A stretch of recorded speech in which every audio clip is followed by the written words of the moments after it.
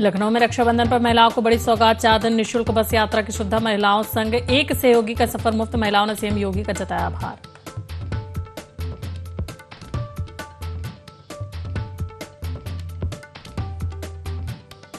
बांदा में यमुना पुल से छात्रा ने नदी में लगाई छलांग। मोबाइल समेत नदी में कूदी छात्रा। पुल पर मिले सामान से हुई पहचान। एनडीआरएफ पीएसी ने शुरू किया रेस्क्यू ऑपरेशन।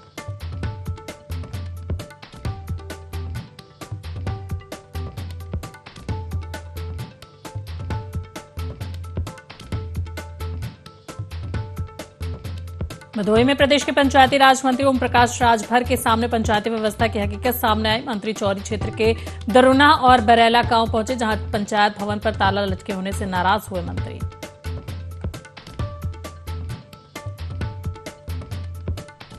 रायबरेली में जेल में रक्षाबंधन पर भावुक हुआ माहौल। बहनों ने सलाखों के पीछे भाइयों की कलाई पर बांधी राखी। भाइयों से मिलने जेल पहुंची बहनें छलके आंसू।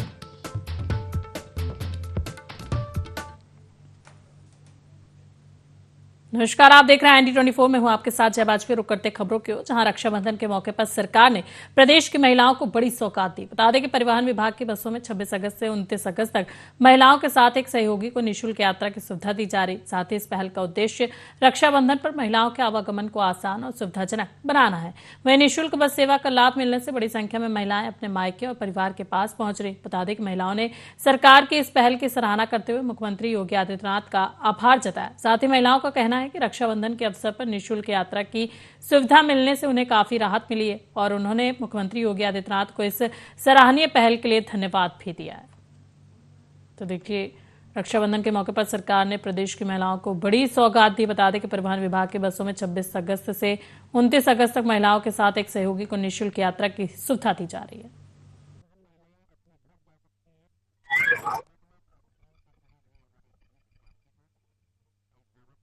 योगी सरकार ने महिलाओं को रक्षाबंधन पे एक तोहफा दिया है, जो कि महिलाएं अपने घर जा सकती हैं, उसमें भी कोई किराया नहीं पड़ेगा। हमारे साथ कुछ मौजूद हैं महिलाएं, आइए उनसे बात करते हैं। जी मैम, क्या नाम है आपका? मेरा नाम गरिमा सिंह है। मैम, आज आप अपने घर जा रही हैं रक्षाबंधन पे, बस से जा रही हैं। मुख्यमंत्री जी ने बस फ्री कर दी, उसको लेकर के क्या कहना चाहिए? उसको लेके यही कहेंगे कि भाई के नाते उन्होंने बहनों के लिए फ्री बस सेवा करी है, तो ये उनका भाई के नाते एक फ्री हम लोग के लिए फ्री गिफ्ट है। और बहुत अच्छी बात है कि हम लोग में उन्होंने फ्री एक नारी सशक्तिकरण, नारीवाद को बढ़ावा दिया है। नारियों की सुविधा के लिए उन्होंने काम किया। ये बहुत ही मतलब सम्माननीय है और हम उनका आदर करते हैं, उनका शुक्रिया भी अदा करते हैं जी। और 60 साल की जो महिलाएं हैं उनके लिए हमेशा के लिए बस फ्री हो गई है पूरे उत्तर प्रदेश में। केवल आधार कार्ड दिखाएं, उत्तर प्रदेश में कहीं भी जा सकती हैं। उसको लेकर के आप क्या कहना चाहेंगे? ये बहुत अच्छी बात है। सिटीजनशिप के इसका बेनिफिट है कि एक वृद्ध लोगों के लिए जो मतलब 60 साल के ऊपर हैं, ये उनकी सुविधा के लिए है। बुजुर्ग लोगों का सेवा एक सम्माननीय है, क्योंकि वो इस एज में उनकी 60 वर्ष के बाद उनको मतलब पेंशन भी दे रहे हैं, ये भी करें तो एक बहुत ही उच्च बात है कि उनको इससे बेनिफिट मिलता है। क्योंकि इनके पास बहुत ऐसे लोग हैं जिनके पास खुद का काम नहीं है, काम नहीं कर पाते या पेंशन नहीं मिल पा रही है, तो उनके लिए किराया मुक्त करना है, उनके आर्थिक रूप से उनको शक्ति प्रदान करना भी है। तो आप देख सकते हैं ये बस स्टैंड पे जो महिलाएं हैं जो अपने घर जा रही है अपने भाई को राखी बांधने के लिए, उनके बहुत ही ज्यादा मुख्यमंत्री जी ने उनको जो यहाँ पर सौगात दी है, उसको लेकर के उनके अंदर बहुत एक उत्साह देखने को मिल रहा है। और बांदा में अवैध कच्ची देशी शराब के खिलाफ कोतवाली नगर पुलिस ने कार्रवाई करते हुए आरोपियों को गिरफ्तार किया। बता दें कि पुलिस ने गिरफ्तार अभियुक्तों के कब्जे से 12 लीटर अवैध कच्ची देशी शराब बरामद की। वहीं मौके पर करीब 60 किलोग्राम लहन भी बरामद हुआ है, जिसे पुलिस ने नष्ट कर दिया।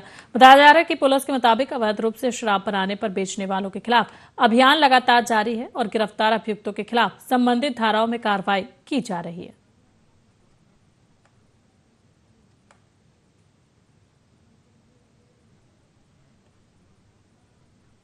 और बांदा कमासिन थाना क्षेत्र के दादो घाट यमुना पुल से 12वीं की छात्रा की नदी में छलांग लगाने का मामला सामने आया, जहां बताया जा रहा है कि घर में मां से हुए विवाद के बाद छात्रा घर से निकली थी। साथ ही प्रत्यक्षदर्शियों के मुताबिक सुबह छात्रा पुल के पास मोबाइल पर बात कर रही थी और इसी दौरान उसने मोबाइल समेत यमुना नदी में छलांग लगा दी। वहीं सूचना मिलते ही पुलिस, पीएसी और एनडीआरएफ की टीमें मौके पर पहुंची और गोताखोरों की मदद से छात्रा की तलाश शुरू की, जहां देर शाम तक उसका कोई सुराग नहीं मिल सका। बता दें कि मौके पर पहुंची छात्रा की बहन ने पुल पर मिले दुपट्टे, हेयर क्लचर, ब्रेसलेट और अंगूठी से उसकी पहचान की। साथ ही छात्रा राजकीय बालिका इंटर कॉलेज में 12वीं की पढ़ाई कर रही थी और परिवार की आर्थिक स्थिति कमजोर होने के कारण पढ़ाई के साथ घरों में काम भी करती थी। बता दें कि घटना के बाद परिजनों का रो रो कर बुरा हाल है और प्रशासन और रेस्क्यू टीमें लगातार नदी में छात्रा की तलाश में जुटी हैं।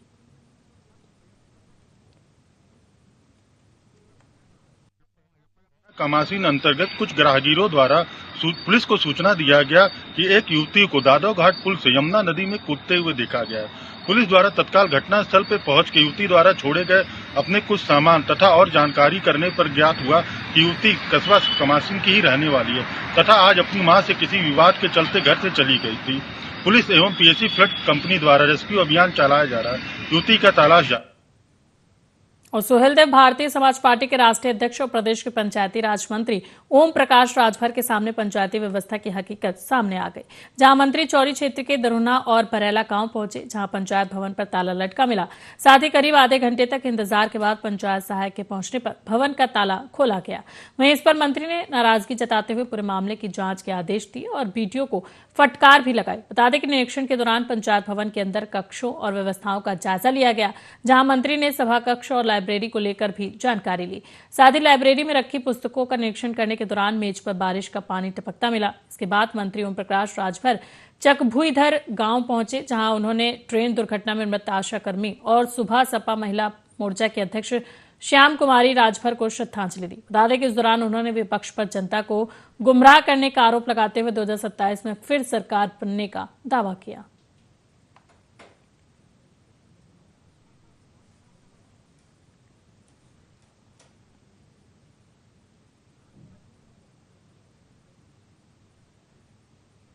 और रायबरेली जिला कारागार में रक्षाबंधन पर भाई बहन के रिश्ते की भावुक तस्वीरें देखने को मिली। बता दें कि सलाखों के पीछे बंद भाइयों की कलाई पर राखी बांधने के लिए सुबह से ही बहनों की भीड़ जेल पहुंची, जहां दूर दराज से आने वाली बहनों के लिए जेल प्रशासन ने जलपान, पेयजल और छाया की विशेष व्यवस्था की। साथ ही भीड़ और गर्मी को देखते हुए मेडिकल कैंप भी लगाया गया, जहां जेल अधीक्षक प्रभात सिंह और जेलर हिमांशु रौतेला ने व्यवस्थाओं का जायजा लिया और बहनों का हालचाल भी जाना। बता दें कि भाइयों की कलाई पर राखी बांधते समय कई बहनें भावुक हो गई और पूरे जेल परिसर में भाई बहन के पवित्र रिश्ते और भावनाओं की मार्मिक झलक देखने को मिली।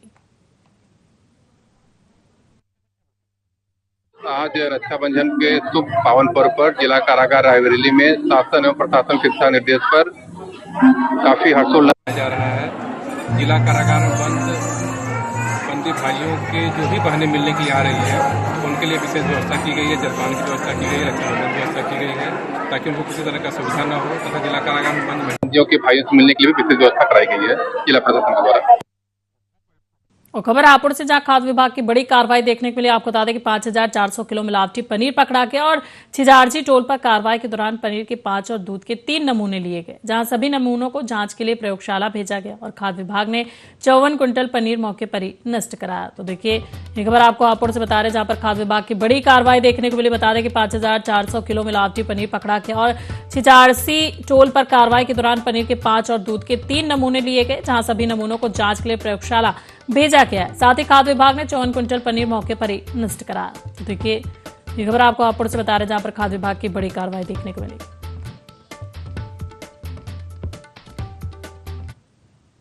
और पीलीभीत की बिलसेंडर नगर पंचायत में नामी कंपनियों के नाम पर कथित तौर पर नकली इलेक्ट्रॉनिक सामान बेचने का मामला सामने आया, जहां उषा इंटरनेशनल लिमिटेड और टीटीके प्रेस्टीज लिमिटेड के अधिकृत अधिकारियों की शिकायत पर बिलसेंडर थाना पुलिस ने मुकदमा दर्ज कर कार्रवाई की। जब बता दें कि शिकायत के आधार पर पुलिस ने एक दुकान और गोदाम पर छापेमारी की, जहां से 30 उषा इलेक्ट्रिक केटल और 25 प्रेस्टीज मिक्सर ग्राइंडर बरामद किए गए। साथ ही पुलिस को मौके से उषा और प्रेस्टीज कंपनियों के स्टिकर भी मिले। बता दें कि आरोप है कि कंपनी के नाम और ट्रेडमार्क का कथित तौर पर इस्तेमाल कर नकली सामान बेचा जा रहा था और बरामद इलेक्ट्रॉनिक सामान और स्टिकर को पुलिस ने कब्जे में लेकर सील कर दिया है।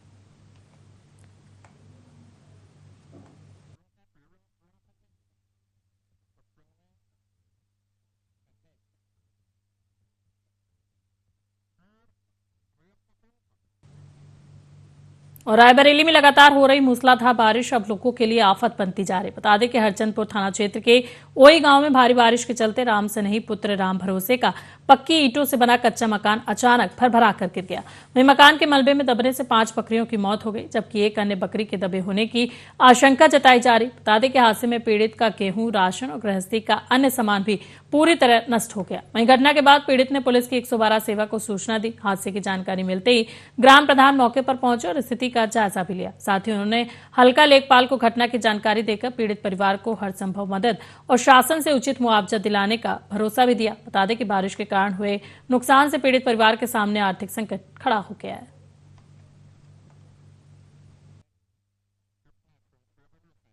आज जो मतलब हम कोठे गिर गए 2 बजे के 15 मिनट पानी गिरा रहा, वही से सीजन से गिर गई, बकरी मर गए, गेहूँ 15-16 बोरी दबी पड़े हैं, क्या सरेंडर है, बासन भरा वही तरह है। 112 नंबर सूचना दी गई।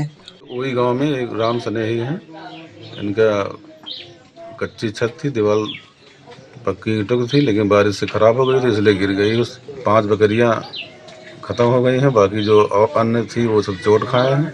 इसकी सूचना जो है प्रशासन को दे दी गई है। प्रशासन ने कहा कि आकर के इनका पीएम कराएंगे, उसके बाद जो भी सरकार द्वारा क्षति पूर्ति होगी वो इनको दिलाई जाएगी। और उत्तर प्रदेश सरकार ने कृषि और बागवानी उत्पादों को वैश्विक बाजारों तक पहुंचाने और किसानों की आय बढ़ाने के लिए नई पहल शुरू की है। बता दें कि राज्य औद्योगिकी निर्यात प्रोत्साहन बोर्ड की दूसरी बैठक में निर्यात को बढ़ावा देने के लिए नई वेबसाइट लॉन्च की गई। इसमें किसानों और निर्यातकों को जिलेवार उपज संबंधित देशों के मानक और निर्यात प्रक्रिया की जानकारी मिल सकेगी। साथ ही बैठक में प्रदेश के सभी 75 जिलों से किसान निर्यातक और एफपीओ शामिल हुए और कई एमओयू पर हस्ताक्षर किए गए। वहीं उद्यान मंत्री दिनेश प्रताप सिंह ने बताया कि प्रदेश में करीब 3000 निर्यातक सक्रिय हैं। कृषि निर्यात 2016-17 के 727 करोड़ रुपए से बढ़कर 2025-26 में 1132 करोड़ रुपए पहुंच गया है। वहीं यूपी की उपज अमेरिका, यूएई, जर्मनी और ब्रिटेन समेत 20 से अधिक देशों में पहुंच रही। बता दें कि जेवर एयरपोर्ट के पास इंटीग्रेटेड टेस्टिंग ट्रीटमेंट पार्क भी प्रस्तावित है। साथ ही बैठक में गुणवत्ता, पैकेजिंग, पेस्टिसाइड मैनेजमेंट और कोल्ड चेन पर भी जोर दिया गया।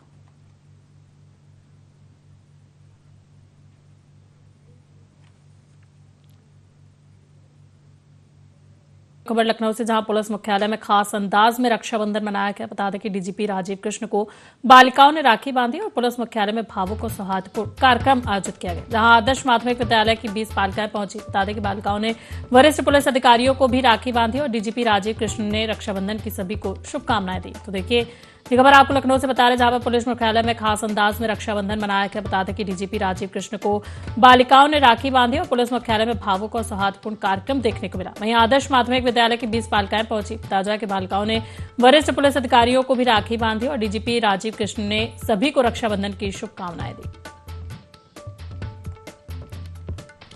तो देखिए ये खबर आपको लखनऊ से बता रहे हैं, जहां पर पुलिस मुख्यालय में खास अंदाज में रक्षाबंधन मनाया गया।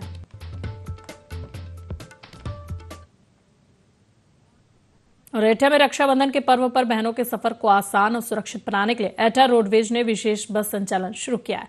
बता दें कि रोडवेज ने 182 बसों के बेड़े के 7, 27, 28 और 29 अगस्त को विशेष बसों का संचालन किया, जहां बस स्टैंड पर एआरएम नरेश चंद्र गुप्ता ने बसों के अंदर जाकर बहनों को पानी की बोतलें वितरित की और उनके सफर को लेकर व्यवस्थाओं का जायजा भी लिया। में रक्षाबंधन पर एक बहन के साथ एक सहयोगी को निःशुल्क यात्रा की सुविधा भी दी जा रही। बता दें कि एआरएम ने अधिकारियों और कर्मचारियों को निर्देश दिए कि कोई भी बहन परिवहन सुविधा से वंचित न रहे। वहीं उन्होंने यात्रियों की सुरक्षा और सुविधा को प्राथमिकता देने के साथ बसों का सुचारू संचालन सुनिश्चित करने को कहा है।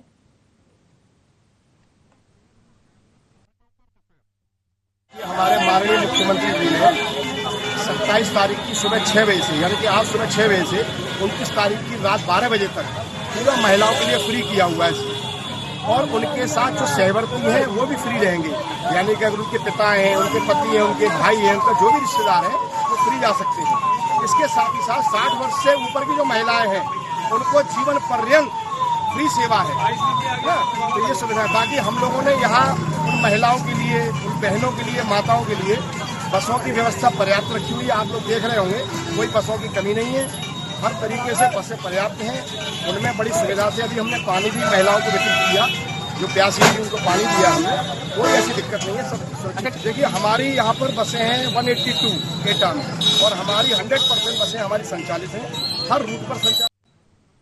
और अलीगंज में देर रात चेकिंग के दौरान पुलिस और बदमाशों के बीच मुठभेड़ हो गई, जिसमें पुलिस की जवाबी कार्रवाई में एक बदमाश के पैर में गोली लग गई। बता दें कि कंपिल रोड पर चेकिंग के दौरान बाइक सवार 3 संदिग्ध पुलिस को देखकर भागने लगे। जहां पुलिस ने मितौलिया कायमगंज मार्ग पर उनका पीछा किया तो बदमाशों ने पुलिस टीम पर फायरिंग कर दी। वहीं जवाबी कार्रवाई में लखीमपुर खीरी निवासी लालू के पैर में गोली लगी, जबकि उसके 2 साथी मौके से फरार हो गए और घायल बदमाश को पहले सीएससी ले जाया गया, जहां से मेडिकल कॉलेज रेफर कर दिया गया। बता दें कि पुलिस पूछताछ में लालू ने कथित तौर पर बताया कि गिरोह उसी रात चोरी की वारदात को अंजाम देने की तैयारी में था। उसके मुताबिक गिरोह के 4 अन्य सदस्य आसपास के इलाकों में रेकी कर रहे थे।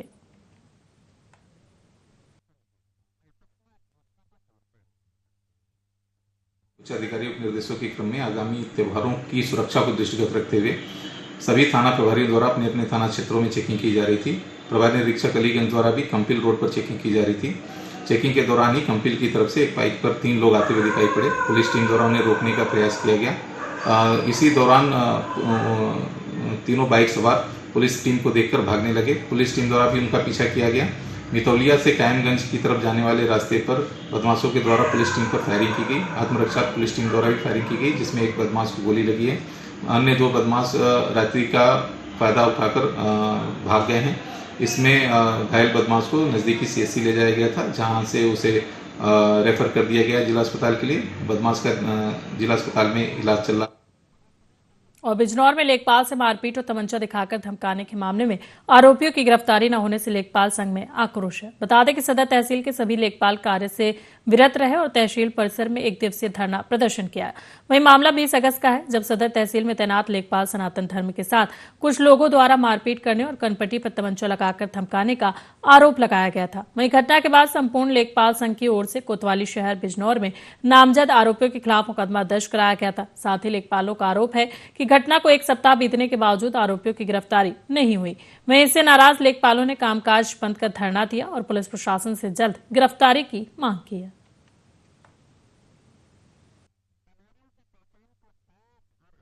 दिन वो जो है दड़ाने धमकाना काम करता है क्षेत्र में भी, और उस दिन की घटना ऐसी रही, मैं तहसील से जो है अपने काम से, सरकारी काम से जैसे मैं बाहर निकला तो इन्होंने गाड़ी रोक के मेरे मतलब बंदूक लगाई और जो है फिर साथ में पकड़ मुझे मारने पीटने का प्रयास किया और जान से मारने की धमकी। पुराने में उनके क्षेत्र पर कार्य करता था, तो उनके जो भी मन चाहे काम होते तो मैंने कभी करे नहीं है, क्योंकि मैं जो सही है मैं वो कार्य करता हूँ।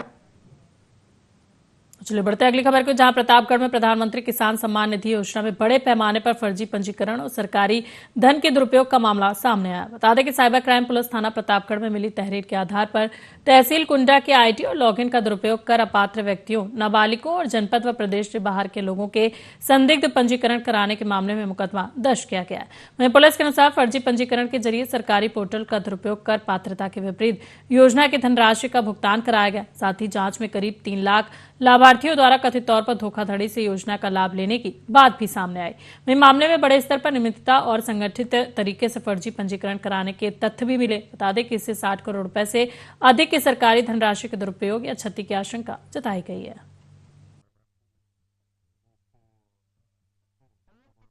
प्रतापगढ़ में साइबर क्राइम थाने पे कल एक तहरीर दी गई थी जो उप कृषि निदेशक हैं उनके द्वारा, और इसमें जो प्रधानमंत्री किसान निधि योजना के अंतर्गत कुछ लाभार्थियों के द्वारा इसमें पात्रता न होने के बाद भी उनके द्वारा वो निधि ली गई है। इसी के संबंध में ये तहरीर जो है उस पर दी गई थी। उसमें सुसंगत धाराओं में अभियोग पंजीकृत किया गया है साइबर क्राइम थाने में, और इसमें अग्रिम वैधानिक कार्रवाई जो है पुलिस के द्वारा की जा रही है।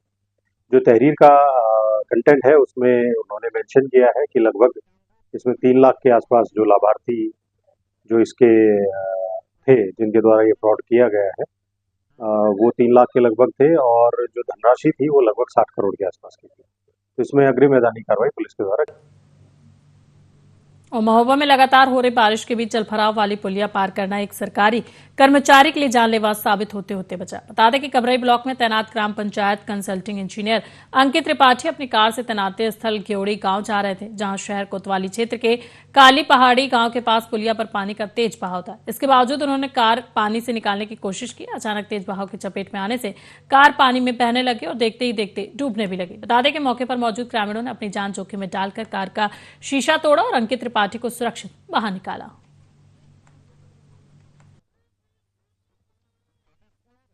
यहाँ हमारे यहाँ कबरई विकासखंड में तैनात अंकित त्रिपाठी, ये जो कंसल्टिंग इंजीनियर थे, जिनको जो है निर्देश दिए गए थे कि ग्राम पंचायत में जो प्राइमरी पाठशाला जूनियर हाई स्कूल है उनके जो है एस्टीमेट बनाने के, जहाँ क्षतिग्रस्त हैं या शौचालय में कोई कमी है तो उनको सही कराने के लिए एस्टीमेट बना करके है उनको दिया जाए, जिससे उनके जो है मरम्मत कराई जाए। उसी के क्रम में ये लोग आए थे कि बना रहे थे, तो काली पहाड़ी के समय रफ्ता पुल पर जाते समय ओवरफ्लो हो रहा था, उसमें इसकी जो है जाते समय कार उसकी पानी में चली गई, जिसमें जो है इसको जो है गांव के लोगों ने इसकी जो है सहायता की, जिससे ये बच सका निकला। हमारे द्वारा इनको सभी को निर्देशित किया गया है, बताया गया है कि जो है ऐसी जो है जो भी जो इस समय बरसात ज्यादा हो रही है तो देख के अपना जो है काम करें, किसी प्रकार की जिससे जो है उससे संकट से बच सकें, ऐसा कोई जो है जल्दबाजी न करें, आने जाने में देखें जो है सतर्क रहें। और बांदा के कमासिन थाना क्षेत्र के कठार गांव में आकाशीय बिजली गिरने से 12 वर्षीय छात्रा की दर्दनाक मौत हो गई। बता दें कि हादसा उस वक्त हुआ जब कक्षा 8 में पढ़ने वाली भोली स्कूल से घर लौटने के बाद खाना खाकर घर के पीछे खेत में बकरी और गाय चराने गई थी। वहीं इसी दौरान अचानक तेज चमक के साथ आकाशीय बिजली गिरी, जिसकी चपेट में आने से भोली गंभीर रूप से सुलझ गई और हादसे के समय उसकी छोटी बहन अंशिका भी करीब 10 मीटर दूर खेल रही थी। बता दें कि परिजन आनंद फानन में भोली को सामुदायिक स्वास्थ्य केंद्र कमासिन लेकर पहुंचे, जहां डॉक्टरों ने जांच के बाद उसे मृत घोषित कर दिया।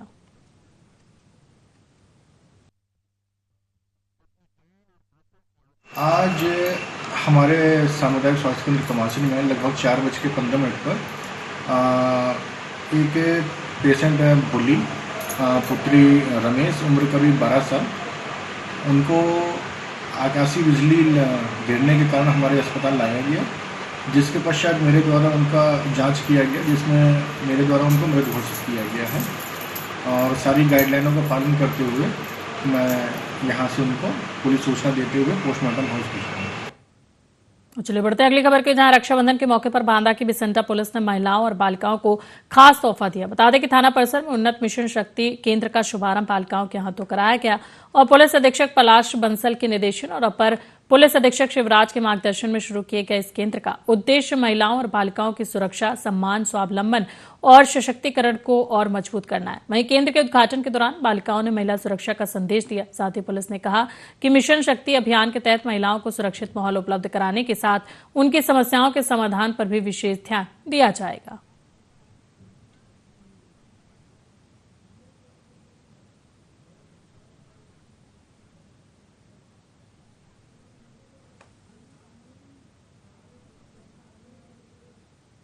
और फिलहाल के लिए खबरों में इतना ही। बने रहिए ND24 के साथ। नमस्कार।